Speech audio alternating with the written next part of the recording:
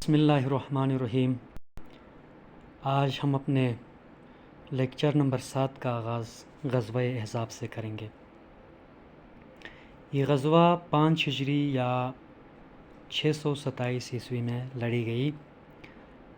حزب کے معنی ہے پارٹی یا گروہ، اور احزاب حزب کی جمع ہے، چونکہ اس جنگ میں عرب کے مختلف قبائل یا گروہوں کی متحدہ فوج نے ابو سفیان کی سرکردگی میں مدینہ پر حملہ کیا تھا، اس لیے اسے غزوہ احزاب کہا جاتا ہے۔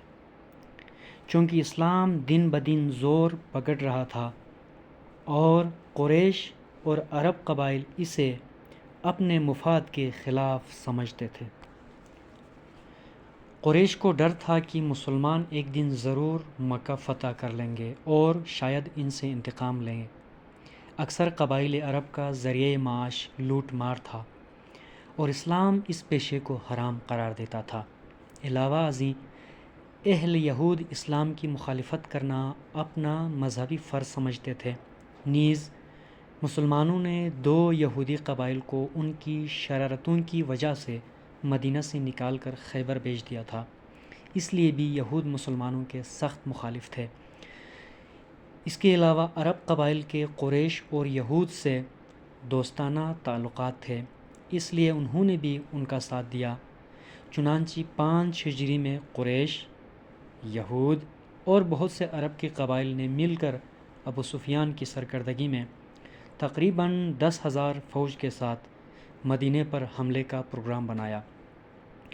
آن حضرت سلام کو جب اس کی اطلاع ملی تو آپ سلام نے مسجد نبوی میں مسلمانوں کی ایک میٹنگ بلائی اور ان سے مشورہ طلب کیا۔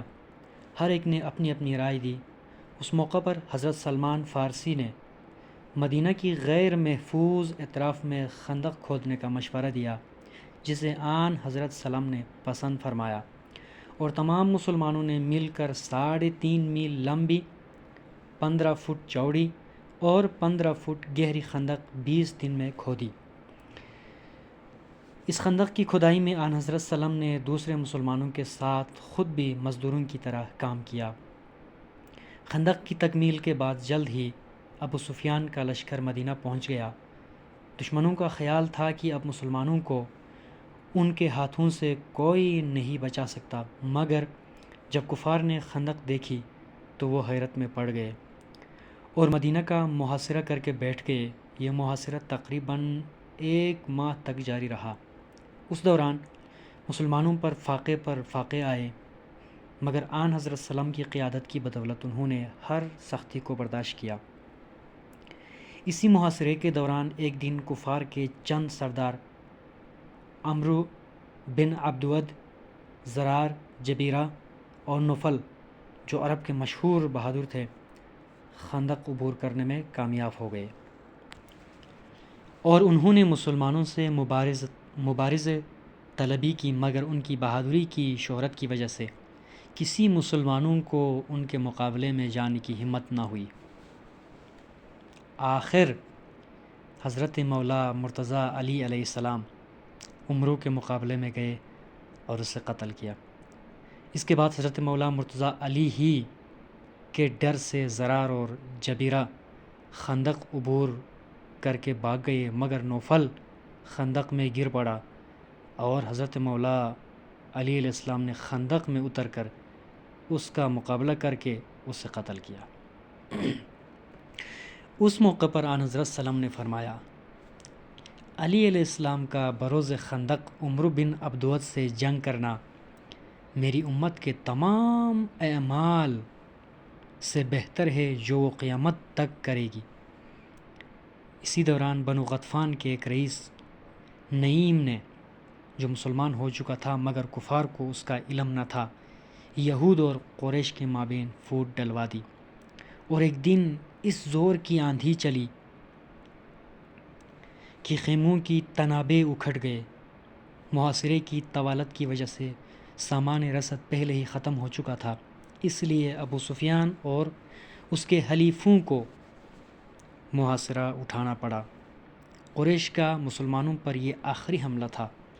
اس کے بعد پھر کبھی قریش کو مسلمانوں پر حملہ کرنے کی ہمت نہ ہوئی۔ اس محاصرے کے دوران یہودی قبیلے بنو قریظہ نے مسلمانوں سے غداری کی اور ان کا ساتھ دینے کے بجائے انہیں نقصان پہنچانے کی کوشش کی۔ اس لیے محاصرہ ختم ہو جانے کے بعد آن حضرت صلی اللہ علیہ وسلم مسلم فوج کے ساتھ بنو قریظہ کی طرف گئے، لیکن انہوں نے اپنی غلطی کا اعتراف کرنے کے بجائے آن حضرت کو برا بھلا کہنا شروع کیا، اس لیے آپ صلی اللہ علیہ وسلم نے ان کا محاصرہ کر لیا۔ 1 ماہ کے محاصرے کے بعد یہود نے ہتھیار ڈال دیے اور کہلا بھیجا کہ حضرت سعد بن معاذ جو بنو قریظہ کے پرانے حلیف تھے، جو فیصلہ کریں گے انہیں منظور ہوگا۔ حضرت سعد نے توریت کے مطابق اپنا فیصلہ سنایا کہ سب لڑنے والے قتل کر دیے جائے، عورتیں اور بچے گرفتار کر لیے جائے اور ان کا سامان مال غنیمت سمجھا جائے، اور آخر ایسا ہی کیا گیا، اور اس طرح مدینہ میں کوئی یہودی قبائل یا قبیلہ باقی نہ رہا۔ اگلا ہمارا عنوان ہے صلح حدیبیہ، 6 ہجری 628 عیسوی۔ ذی القعدہ 6 ہجری 628 عیسوی میں آن حضرت صلی اللہ علیہ وسلم 1400 مسلمانوں کے ہمراہ عمرہ کی غرض سے مدینہ سے روانہ ہوئے۔ قربانی کے جانور ان کے ساتھ تھے۔ جب اہل مکہ کو مسلمانوں کے آنے کی اطلاع ملی تو وہ ان سے لڑنے کے لیے تیار ہو گئے۔ آن حضرت صلی اللہ علیہ وسلم نے انہیں صاف صاف بتا دیا کہ ان کی آمد کا مقصد جنگ کرنا نہیں بلکہ عمرہ کرنا ہے، مگر کفار نے انہیں مکہ میں داخل ہونے نہ دیا۔ اس لیے آپ صلی اللہ علیہ وسلم نے مکہ سے تھوڑی دور حدیبیہ کے مقام پر ڈیرے لگائے اور قاصدوں کے ذریعے صلح کی کوششیں ہونے لگی۔ آخر کئی دنوں کی مسلسل جدوجہد کے بعد کفار مکہ اور مسلمانوں میں ایک معاہدہ ہوا جو اس مقام کی نسبت سے تاریخ میں صلح نامہ حدیبیہ کے نام سے مشہور ہے۔ یہ صلح نامہ حضرت مولا مرتضیٰ علیہ السلام کے ہاتھوں مورز تحریر میں آیا اور اس معاہدے کی روح سے طے پایا: نمبر 1، 10 سال تک فریقین آپس میں امن و امان سے رہیں گے اور جنگ و جدل سے احتراز کریں گے۔ دوسرا، اس سال مسلمان عمرہ کیے بغیر واپس چلے جائے، اگلے سال صرف 3 دن کے لیے مکہ میں آئے، اس حالت میں کہ ان کے پاس کوئی اسلحہ نہ ہو، صرف سفری تلواریں ساتھ ہوں، وہ بھی نیام میں ہوں۔ تیسری شرط، اگر قریش مکہ کا کوئی آدمی اپنے آقا یا ولی کی اجازت کے بغیر مدینہ چلا جائے تو اس کو واپس کر دیا جائے گا، لیکن اگر مدینہ کا کوئی آدمی قریش کے پاس چلا جائے تو واپس نہیں کیا جائے گا۔ نمبر 4، قبائل عرب کو آزادی ہوگی کہ وہ فریقین میں سے جس کے ساتھ چاہے معاہدہ کر لے۔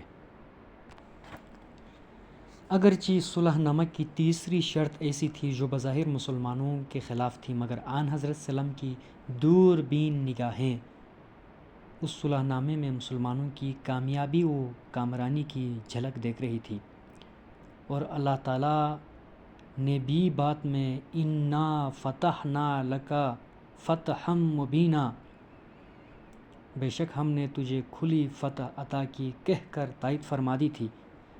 چنانچہ اس سال مسلمان بغیر عمرہ کیے واپس مدینہ چلے گئے اور دوسرے سال یعنی ذی القعدہ 7 ہجری 629 عیسوی میں آ کر عمرہ کیا۔ اگلا ہمارا عنوان سلاطین کو دعوت اسلام کے خطوط۔ چونکہ اسلام کا پیغام عالمگیر تھا، اس لیے جب آن حضرت صلی اللہ علیہ وسلم کو صلح نامہ حدیبیہ کی بدولت کفار مکہ کی طرف سے حملوں کے خطرے سے فرصت ملی تو آپ صلی اللہ علیہ وسلم نے نہ صرف عرب کے سرداروں بلکہ کسریٰ ایران، قیصر روم، مقوقس مصر اور نجاشی حبشہ کو بھی دعوت اسلام کے خطوط لکھے۔ اس مقصد کے لیے آپ صلی اللہ علیہ وسلم نے چاندی کی مہر بنوائی جس پر محمد الرسول اللہ کے الفاظ کندہ تھے۔ اس طرح آن حضرت صلی اللہ علیہ وسلم کی زندگی ہی میں اسلام کا پیغام بیرون عرب پہنچ چکا تھا۔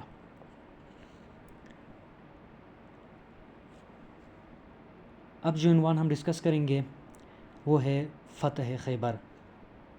7 ہجری یا 629 عیسوی میں یہ واقعہ پیش آیا ہے۔ وادی خیبر مدینہ کے شمال کی جانب یہودیوں کا بہت بڑا مرکز تھی، جہاں انہوں نے متعدد مضبوط قلعے تعمیر کر رکھے تھے۔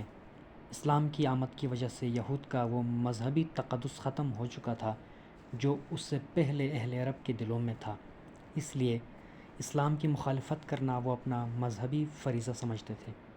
علاوہ ازیں جیسا کہ پہلے ہم نے جتنے لیکچرز میں اس کا ذکر کیا ہے کہ آن حضرت صلی اللہ علیہ وسلم نے مدینہ کے جن یہودی قبائل یعنی بنو قینقاع اور بنو نذیر کو ان کی پے در پے عہد شکنیوں اور شرطوں کی وجہ سے نکال دیا تھا، وہ بھی جا کر خیبر میں آباد ہو گئے تھے۔ اس لیے خیبر کے یہود اسلام اور مسلمانوں کو صفحۂ ہستی سے مٹانے پر تلے ہوئے تھے اور مسلمانوں کے خلاف اٹھنے والی ہر تحریک کا ساتھ دیتے تھے۔ چنانچہ آن حضرت صلی اللہ علیہ وسلم کو صلح نامہ حدیبیہ کی بدولت کفار مکہ کی طرف سے حملے کا خطرہ نہ رہا، تو آپ صلی اللہ علیہ وسلم نے یہود خیبر کی طاقت کو توڑنا ضروری سمجھا اور 1600 مسلمانوں کے ہمراہ خیبر پہنچے اور یک کے بعد دیگر یہود کے قلعے فتح کرنے شروع کیے۔ اس موقع پر اہم قلعہ قموس کی فتح حضرت مولا مرتضیٰ علی علیہ السلام کے ہاتھوں ہوئی اور اس طرح پوری وادی خیبر پر آن حضرت صلی اللہ علیہ وسلم کا قبضہ ہو گیا۔ اگر آپ صلی اللہ علیہ وسلم چاہتے تو اس دور کے دستور کے مطابق یہود کو خیبر سے نکال دیتے، مگر رحمت دو عالم صلی اللہ علیہ وآلہ وسلم نے یہود کی درخواست پر خیبر کی سرزمین ان کے حوالے کر دی اور پیداوار کا ایک حصہ بطور خراج لینا منظور فرمایا۔ اگلا عنوان جنگ موتا جمادی الاول 8 ہجری یا 629 عیسوی میں لڑی گئی۔ آن حضرت صلی اللہ علیہ وسلم نے صلح نامہ حدیبیہ کے بعد سلاطین اور والیوں کو دعوت اسلام کے خطوط لکھے تھے۔ اس سلسلے میں آپ صلی اللہ علیہ وسلم نے ایک خط شام کے علاقہ بلقاء کے رئیس شرحبیل بن عمرو جو قیصر روم کے ماتحت تھا کو لکھا، جس کے جواب میں اس نے آن حضرت صلی اللہ علیہ وسلم کے قاصد حضرت حارث بن عمیر رضی اللہ عنہ کو شہید کر دیا۔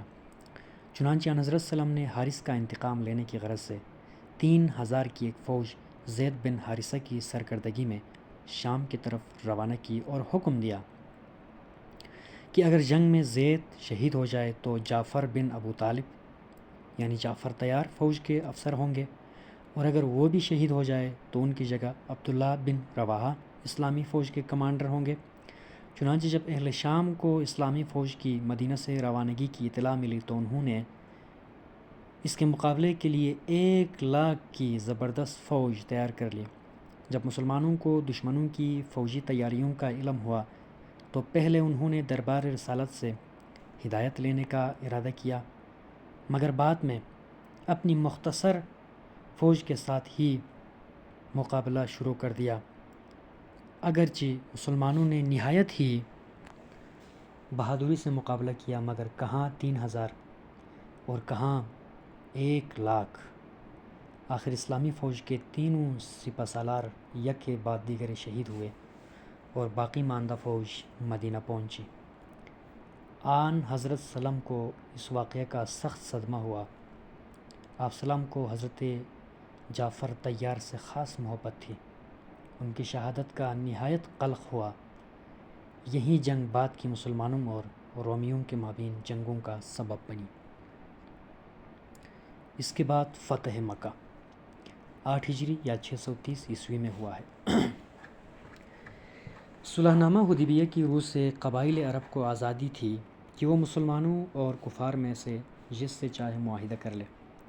اس بنا پر مکہ کے 2 قبائل بنو خزاعہ اور بنو بکر نے جو ایک دوسرے کے حریف تھے بالترتیب مسلمانوں اور کفار مکہ سے معاہدہ کر لیا، مگر کچھ عرصہ بعد بنو بکر اور بنو خزاعہ میں جنگ ہوئی اور کفار مکہ نے صلح نامہ حدیبیہ کی پرواہ نہ کرتے ہوئے بنو بکر کی اعلانیہ حمایت کی اور عین حرم میں جہاں لڑنا ممنوع تھا بنو خزاعہ کا خون بہایا۔ اور اس طرح قریش اور آن حضرت سلم کے مابین معاہدہ حدیبیہ خود بخود ٹوٹ گیا اور یہی واقعہ فتح مکہ کا باعث بنا۔ چنانچہ بنو خزاعہ نے مدینہ پہنچ کر آن حضرت سلم سے مدد کی درخواست کی، جسے آپ سلم نے قبول فرمایا۔ اسی دوران ابو سفیان بھی تجدید معاہدہ کے لیے مدینہ پہنچا، مگر آن حضرت سلم نے اس سے کوئی بات نہ کی اور وہ بغیر تجدید معاہدہ کے واپس لوٹ گیا۔ اب آن حضرت سلم نے نہایت ہی خاموشی سے مکہ پر حملے کی تیاری کی اور 8 ہجری یعنی 630 عیسوی میں 10,000 کی فوج کے ہمراہ مکہ پہنچ گئے اور بغیر جنگ کیے اور خون بہائے مکہ فتح کر لیا۔ فتح مکہ سے اسلام کا ڈنکا پورے عرب میں بجنے لگا اور اہل مکہ اور عرب کے دوسرے لوگ گروہ در گروہ اسلام میں شامل ہونے لگے۔ چنانچہ قرآن پاک میں ارشاد ہے، جب اللہ تعالیٰ کی مدد اور فتح آئے گی اور تو لوگوں کو دیکھے گا کہ وہ اللہ کے دین میں گروہ در گروہ داخل ہوتے ہیں۔ اس سے اگلا جو واقعہ پیش آیا ہے وہ ہے غزوہ حنین، شوال 8 ہجری 630 عیسوی۔ فتح مکہ کے بعد آن حضرت سلم کو اطلاع ملی کہ طائف کی طرف سے قبیلہ ثقیف اور حوازن کی ایک بہت بڑی فوج مکہ کی طرف آ رہی ہے۔ اس لیے آن حضرت سلم 12,000 کی فوج کے ساتھ ان کے مقابلے میں آئے۔ اس جنگ کی مسلمانوں کی تعداد پہلے تمام جنگوں کی نسبت زیادہ تھی اور مسلمانوں کے پاس سامان جنگ کی بھی کمی نہ تھی، لیکن اس کے باوجود کفار کے پہلے ہی حملے میں مسلمانوں کے قدم اکھڑ گئے اور اسلامی فوج کا بیشتر حصہ میدان سے بھاگ کھڑا ہوا۔ صرف آن حضرت سلم اور حضرت علی علیہ السلام چند جانثاروں کے ساتھ میدان میں رہ گئے، اور جب مسلمانوں نے آن حضرت سلم کو میدان میں کھڑا دیکھا تو پلٹ کر حملہ کیا اور آخرکار آن حضرت سلم کی جرأت اور بہادری کی بدولت مسلمانوں کو فتح نصیب ہوئی۔ غزوہ حنین میں مسلمانوں کے ہاتھ بے شمار مال غنیمت آیا۔ آن حضرت سلم نے اسے تقسیم کرتے وقت مکہ کے 9 مسلموں کو دوسرے مسلمانوں کی نسبت کہیں زیادہ حصہ دیا، اور اس سے آن حضرت سلم کا مقصد ان کی تالیف قلب دلجوئی کرنا تھا، مگر انصار مدینہ کے کچھ نوجوانوں کو یہ بات پسند نہ آئی اور انہوں نے چمی گوئیاں کرنی شروع کی۔ جب آن حضرت سلم کو اس کا علم ہوا تو آپ سلم نے انصار مدینہ کو بلا کر انہیں تمام حالات سے آگاہ کیا اور انصار کے فضائل بیان کیے اور اہل مکہ کو زیادہ مال دینے کی وجہ بتائی۔ چنانچہ آپ سلم نے یہ کہا کہ اے انصار، کیا تم کو یہ پسند نہیں کہ اور لوگ تو اونٹ اور بکریاں لے کر اپنے گھر جائے اور تم محمد مصطفیٰ صلی اللہ علیہ وآلہ وسلم کو لے کر اپنے گھر جاؤ؟ تو انصار نے فرط محبت سے رونا شروع کیا۔ علاوہ ازیں جب مسلمانوں کو معلوم ہوا کہ جنگی قیدیوں میں اکثر لوگ دائی حلیمہ جو آن حضرت سلم کی رضائی ماں تھی کے رشتہ دار اور ہم قبیلہ ہے، تو اکثر نے اپنے قیدیوں کو رہا کر دیا۔ کچھ لوگوں نے اپنے قیدیوں کو رہا کرنے سے انکار کیا۔ اس پر آن حضرت سلم نے انہیں مال غنیمت میں سے فدیہ ادا کر کے قیدیوں کو رہا کروایا۔ نیز ان قیدیوں میں آن حضرت سلم کی ایک رضائی بہن شیماء بھی تھی، جس نے آن حضرت سلم کو بچپن میں کھلایا تھا۔ جب وہ آن حضرت سلم کے پاس آئی تو آپ سلم نے اپنی چادر بچھا کر اسے نہایت ہی عزت و احترام سے اپنے پاس بٹھایا اور بعد میں اسے ایک غلام مکحول اور ایک لونڈی دے کر نہایت ہی احترام سے اس کے قبیلے والوں کے پاس بھیج دیا، اور اس کے بعد آپ سلم مدینہ تشریف لے آئے۔ اگلا ایک چھوٹا سا عنوان ہے غزوہ تبوک، 9 ہجری 631 عیسوی میں آن حضرت صلی اللہ علیہ وسلم کو اطلاع ملی کہ رومی بہت بڑی فوج کے ساتھ مدینہ پر حملہ کرنے والے ہیں۔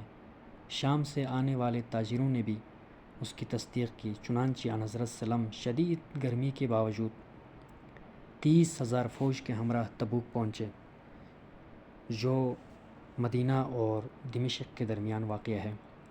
آپ سلم نے وہاں تقریباً 10 دن قیام کیا، مگر شام کی طرف سے کوئی حملہ نہ ہوا اور سرحد شام کے کئی حاکموں نے اطاعت قبول کر کے جزیہ دینا قبول کیا، اس لیے آن حضرت سلم واپس مدینہ آ گئے۔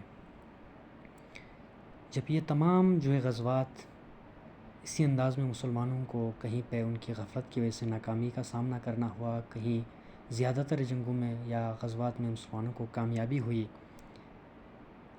اس کے بعد واقعی مباہلہ ایک واقعہ پیش آیا مسلمانوں کے ساتھ، نبی کریم کے ساتھ۔ واقعی مباہلہ یمن میں نجران عیسائیوں کا بہت بڑا مرکز تھا۔ آن حضرت سلم نے انہیں اسلام کی دعوت دی تو وہاں سے تحقیق حال کے لیے بڑے بڑے پادریوں کا ایک وفد مدینہ آیا۔ اس وفد نے آن حضرت سلم سے مختلف مذہبی امور پر بحث و مباحثہ کیا اور آن حضرت سلم نے انہیں واضح اور ٹھوس دلائل سے قائل کرنے کی کوشش کی، مگر وہ نہ مانے۔ آخرکار اللہ تعالیٰ کی طرف سے یہ آیت نازل ہوئی کہ کہہ دو، آؤ ہم بلائے اپنے بیٹوں کو اور تمہارے بیٹوں کو، اور اپنی عورتوں کو اور تمہاری عورتوں کو، اور اپنے نفسوں کو اور تمہارے نفسوں کو، پھر ہم خدا کی طرف رجوع کریں اور خدا کی لعنت جھوٹوں پر قرار دے۔ اس پر آن حضرت صلی اللہ علیہ وسلم نے ان پادریوں کو مباہلہ کی دعوت دی جسے انہوں نے قبول کیا۔ آن حضرت سلم تاریخ مقررہ پر حضرت مولا مرتضی علیہ السلام، حضرت بی بی فاطمہ الزہراء خاتون جنت، حضرت حسن اور حضرت امام حسین علیہ الصلاۃ والسلام کے ساتھ میدان مباہلہ میں تشریف لائے۔ جب پادریوں نے ان مقدس چہروں کو دیکھا اور انہیں پتہ چلا کہ یہ رسول خدا صلی اللہ علیہ وسلم کے قریبی رشتہ دار ہے، تو وہ مباہلے سے باز آئے اور جزیہ دینے کا وعدہ کر کے واپس چلے گئے۔ اس کے بعد اسی سیکوینس میں آگے جو ہمارا سب ٹاپک آ رہا ہے وہ ہے حجۃ الوداع۔ 10 ہجری یا 632 عیسوی میں ہوا ہے۔ 10 ہجری میں آن حضرت سلم نے خود حج کرنے کا پروگرام بنایا۔ فتح مکہ کے بعد یہ پہلا حج تھا جس میں آپ سلم خود شرکت فرما رہے تھے، اس لیے مسلمانوں نے اس میں جوق در جوق شرکت کی، یہاں تک کہ حج کرنے والوں کی تعداد 1 لاکھ سے زائد ہو گئی۔ چونکہ یہ آپ سلم کی زندگی کا آخری حج تھا، اس لیے اسے تاریخ میں حجۃ الوداع کہتے ہیں۔ اس موقع پر میدان عرفات میں آپ سلم نے جو خطبہ دیا وہ اسلامی تاریخ میں قانون کی تاریخ میں سنگ میل کی حیثیت رکھتا ہے اور اسلامی تعلیمات کا نچوڑ ہے۔ آپ سلم نے فرمایا، نمبر 1، جاہلیت کے تمام دستور میرے پاؤں کے نیچے ہے۔ دوسرا، لوگو، بے شک تمہارا رب ایک ہے اور بے شک تمہارا باپ ایک ہے۔ ہاں، عربی کو اجمی پر، اجمی کو عربی پر، سرخ کو سیاہ پر اور سیاہ کو سرخ پر کوئی فضیلت نہیں مگر تقوی کے سبب سے۔ نمبر 3، ہر مسلمان دوسرے مسلمان کا بھائی ہے اور مسلمان باہم بھائی بھائی ہیں۔ چوتھا، تمہارے غلام جو خود کھائے وہی ان کو کھلاؤ، جو خود پہنو وہی ان کو پہناؤ۔ 5، جاہلیت کے تمام خون یعنی انتقام خون باطل کر دیے گئے اور سب سے پہلے میں اپنے خاندان کا خون یعنی ربیعہ بن حارث بن عبد المطلب کے بیٹے ایاس کا خون باطل کرتا ہوں، جو بنو سعد میں پرورش پا رہا تھا اور جسے حزیل نے قتل کر دیا تھا۔ نمبر 6، جاہلیت کے تمام سود بھی باطل کر دیے گئے اور میں سب سے پہلے اپنے خاندان کا سود یعنی عباس بن عبد المطلب کا سود باطل کرتا ہوں۔ نمبر 7، عورتوں کے معاملے میں خدا سے ڈرو، تمہارا عورتوں پر اور عورتوں کا تم پر حق ہے۔ نمبر 8، تمہارا خون اور تمہارا مال تا قیامت اسی طرح حرام یعنی حرمت والا ہے جس طرح یہ دن اس مہینے میں اور اس شہر میں حرام ہے۔ 9، میرے بعد تم گمراہ نہ ہو جانا اور کفر اختیار نہ کر لینا، میں تمہارے درمیان اللہ کی کتاب اور اپنی اطرت یعنی اہل بیت کو چھوڑ رہا ہوں۔ اگر تم انہیں مضبوطی سے پکڑے رہو گے تو گمراہ نہ ہوں گے۔ اس کے بعد آپ سلم نے چند اصولی احکام کا اعلان فرمایا، جیسا کہ خدا نے ہر حقدار کو از روئے وراثت اس کا حق دے دیا۔ اب کسی کو وارث کے حق میں وصیت جائز نہیں، لڑکا اس کا ہے جس کے بستر پر پیدا ہوا۔ اگلا، جو لڑکا اپنے باپ کے علاوہ کسی اور کے نسب سے ہونے کا دعویٰ کرے اور جو غلام اپنے آقا کے علاوہ کسی اور کی طرف اپنی نسبت کرے، اس پر خدا کی لعنت ہے۔ اگلا، عورت کو اپنے شوہر کے مال میں سے اس کی اجازت کے بغیر کچھ دینا جائز نہیں، قرض ادا کیا جائے، ادھار واپس کیا جائے، ضامن تاوان کا ذمہ دار ہے۔ مزہ تو یہ ہے کہ جب سرور کونین صلی اللہ علیہ وآلہ وسلم ان عالمگیر اصولوں کا اعلان فرما رہے تھے تو اس وقت آپ سلم کسی قیمتی مسند پر نہیں تھے، بلکہ اونٹوں کے کجادوں کے منبر پر کھڑے تھے۔ اگلا عنوان ہے غدیر خم۔ اس حج سے واپسی پر مدینہ جاتے ہوئے جب آپ سلم 18 ذی الحجہ کو غدیر خم کے مقام پر پہنچے تو اللہ تعالیٰ کی طرف سے وحی نازل ہوئی، اے رسول، جو کچھ تمہاری طرف تمہارے پروردگار کی طرف سے نازل کیا گیا ہے اسے پہنچا دے، اور اگر تو نے ایسا نہ کیا تو گویا تو نے رسالت کو نہ پہنچایا، اور اللہ تعالیٰ تمہیں لوگوں کے شر سے بچائے گا۔ اس آیت کے نازل ہوتے ہی آن حضرت سلم نے تمام حجاج کو جمع کیا اور حضرت مولا مرتضیٰ علیہ السلام کی امامت کا اعلان کرتے ہوئے فرمایا، من کنت مولاہ فعلی مولاہ، جس کا میں مولا ہوں اس کے علی مولا ہیں۔ اور پھر دعا کرتے ہوئے فرمایا، اے اللہ، جو علی سے محبت رکھے تو بھی اس سے محبت رکھنا، اور جو علی سے دشمنی رکھے تو بھی اس سے دشمنی رکھنا۔ جو ہی آن حضرت سلم کے اس اعلان کا کام مکمل ہوا، اللہ تعالیٰ کی طرف سے وحی نازل ہوئی، یعنی المائدہ کی آیت نمبر 3، کہ میں نے آج کے دن تمہارے دین کو تمہارے لیے مکمل کر دیا اور اپنی نعمت تم پر پوری کر دی، اور میں نے تمہارے لیے دین اسلام کو پسند فرمایا۔ اس کے بعد ایک مختصر سی چھوٹی ٹاپک ہے فوج اسامہ رضی اللہ عنہ۔ آن حضرت سلم نے اپنے آخری ایام میں شام کی طرف بھیجنے کے لیے ایک فوج تیار کی جس میں بڑے بڑے صحابہ بھی بطور سپاہی شامل تھے۔ آن حضرت سلم نے اس فوج کا سردار اپنے آزاد کردہ غلام زید بن حارثہ کے بیٹے اسامہ بن زید کو مقرر کیا، جو نہ صرف غلام زادہ بلکہ نو عمر بھی تھا۔ کچھ لوگوں نے اس تقرری پر اعتراض کیا، مگر آن حضرت سلم نے اسامہ ہی کو سردار مقرر کیا۔ یہ فوج مدینہ سے جانے ہی والی تھی کہ آن حضرت سلم کا انتقال ہو گیا، اور پھر اسامہ کی مہم آن حضرت سلم کی وفات کے بعد شام گئی اور اسے نمایاں کامیابی حاصل ہوئی۔ آخر میں نبی کریم صلی اللہ علیہ وآلہ وسلم کی وفات۔ آخر سید کونین صلی اللہ علیہ وآلہ وسلم نے 63 سال کی بھرپور زندگی گزارنے کے بعد 12 ربیع الاول 11 ہجری 7 جون 632 کو مدینہ میں وفات پائی۔ آپ سلم کو مسجد نبوی کے پہلو میں اسی حجرے میں دفن کیا گیا جہاں آپ سلم نے وفات پائی تھی۔ وفات سے قبل آپ سلم کی زبان پر یہ الفاظ تھے، بلکہ اب صرف جنت کا رفیق اعلیٰ درکار ہے۔ اس کے بعد ہم تھوڑی سی مختصر سی گفتگو فرمائیں گے آن حضرت سلم کی ازواج و اولاد پہ۔ آن حضرت سلم نے اپنی زندگی میں متعدد شادیاں کیے۔ آپ سلم کی پہلی شادی 25 سال کی عمر میں حضرت بی بی خدیجہ سے ہوئی، جو مکہ کی ایک نہایت ہی پاک طینت اور نیک سیرت خاتون تھی۔ آن حضرت سلم کے ایک بیٹے ابراہیم جو ماریہ قبطیہ کے بطن سے تھے کے علاوہ تمام اولاد آپ ہی کے بطن سے تھی۔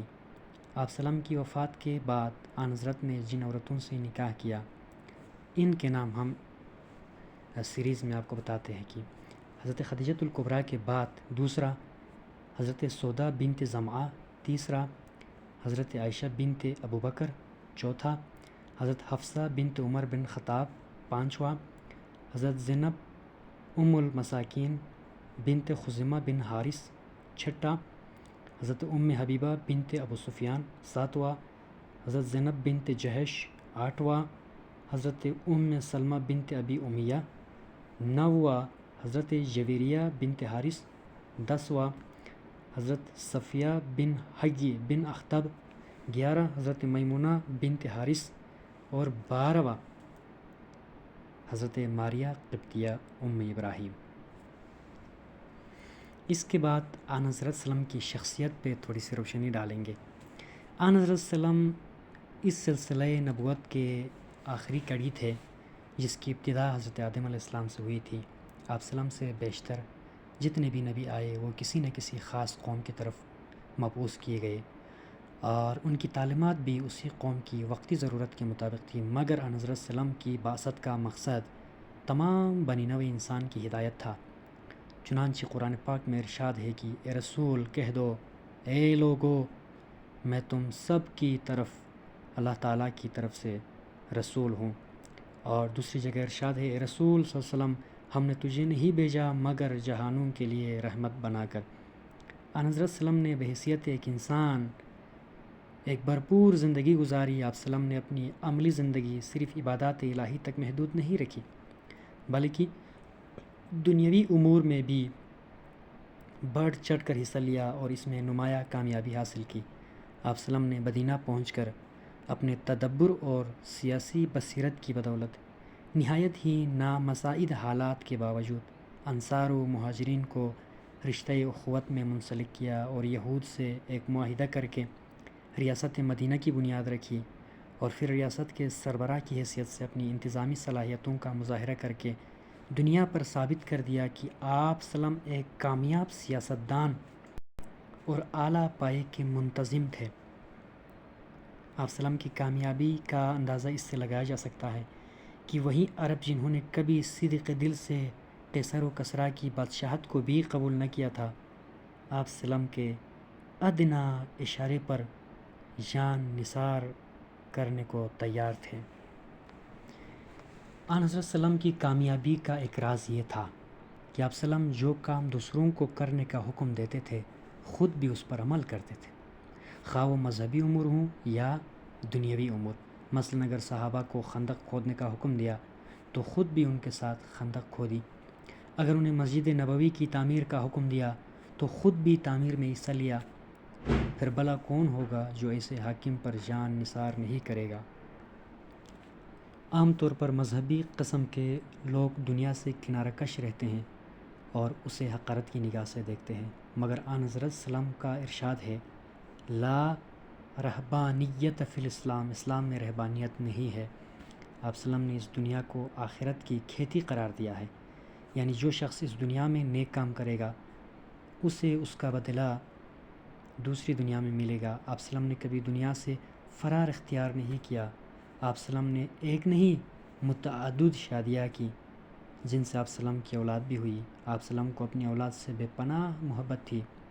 آپ سلم فرمایا کرتے تھے کہ فاطمہ یعنی میری بیٹی فاطمہ میرے جگر کا ٹکڑا ہے۔ حضرت سلم میں وہ تمام صفات موجود تھی جو انسان میں ہو سکتی ہیں، مثلا جسمانی خوبصورتی، صحت، بہادری، سخاوت، عدالت، مہمان نوازی وغیرہ وغیرہ، اور آپ سلم نے اپنی زندگی میں ان تمام صلاحیتوں کا بھرپور مظاہرہ کیا۔ آن حضرت سلم کے کردار کی خوبی یہ ہے کہ آپ سلم نے دنیا داری میں بڑھ چڑھ کر حصہ لیا، لیکن یہ دنیا داری آپ کو یاد خدا سے غافل نہ کر سکی۔ آپ سلم نے نہ صرف وہ مقررہ عبادات کی جو تمام مسلمانوں پر فرض تھی، بلکہ آپ سلم رات کا اکثر حصہ عبادت الہی میں گزارا کرتے تھے اور بعض دفعہ پوری رات خدا کے حضور میں کھڑے رہتے اور اسی حالت میں صبح ہو جاتی۔ آپ سلم کی سادگی کا یہ علم تھا کہ حاکم وقت ہونے کے باوجود درویشانہ زندگی بسر کی۔ اپنے لیے کوئی محل نہیں بنوایا، اور مسجد نبوی کے ساتھ جو کمرے ہجرت مدینہ کے بعد بنوائے تھے آخری وقت تک انہی میں زندگی بسر کی۔ آپ سلام سادہ کپڑے پہنتے، گھر کا کام کاج خود کرتے، زمین پر چمڑے کے گدے پر سوتے اور لوگوں سے کھلے بندوں ملتے۔ آپ سلم نے کبھی محافظ دستے کی ضرورت محسوس نہیں کی۔ علاوہ ازیں ایک نبی کی حیثیت سے جو کامیابی آپ سلم کو حاصل ہوئی اس سے پہلے کسی کو حاصل نہ ہوئی تھی۔ اس سے یعنی ہم آخر میں اس کا اندازہ اس بات سے لگایا جا سکتا ہے کہ ہجرت مدینہ کے وقت آپ سلم بڑی مشکل سے جان بچا کر مکہ سے نکلے تھے، مگر 10 سال بعد آخری حج کے وقت پورا عرب آپ کے زیر فرمان تھا، اور صرف حج کرنے والوں کی تعداد 1 لاکھ سے زائد تھی، اور یہ سب کامیابی اسلام کے پیغام کی کشش اور آپ سلم کی مقناطیسی شخصیت کا نتیجہ تھی۔ یہاں تک نبی کریم صلی اللہ علیہ وسلم کی سیرت طیبہ ہم نے بیان کی، اور میرے بہت سارے دوستوں نے میرے یوٹیوب چینل پہ کمنٹ میں لکھا ہے کہ محترم استاد اگر آپ ان لیکچرز کے ساتھ حوالہ جات بھی دیں گے تو بہت بہتر رہے گا۔ تو میں نے ہر لیکچر کے ساتھ حوالہ جات نہیں دیے ہیں، اب یہ ایک چیپٹر ختم ہوا نبی کریم صلی اللہ علیہ وسلم کی سیرت کے حوالے سے، اور اس پورے چیپٹر کا میں حوالہ جات اس لاسٹ ویڈیو میں آج اپلوڈ کر لوں گا، تاکہ پچھلے لیکچر نمبر 1 سے لے کے آج لیکچر نمبر 7 تک جتنے بھی معلومات میں نے اکٹھے کی ہے ان تمام کے حوالہ جات اس لیکچر میں آپ کو ملیں گے۔ وما علینا الا البلاغ المبین۔ نیکسٹ ویڈیو کے لیے ہمیں اجازت دیجیے گا، اپنا خیال رکھیے گا، تب تک کے لیے اللہ حافظ۔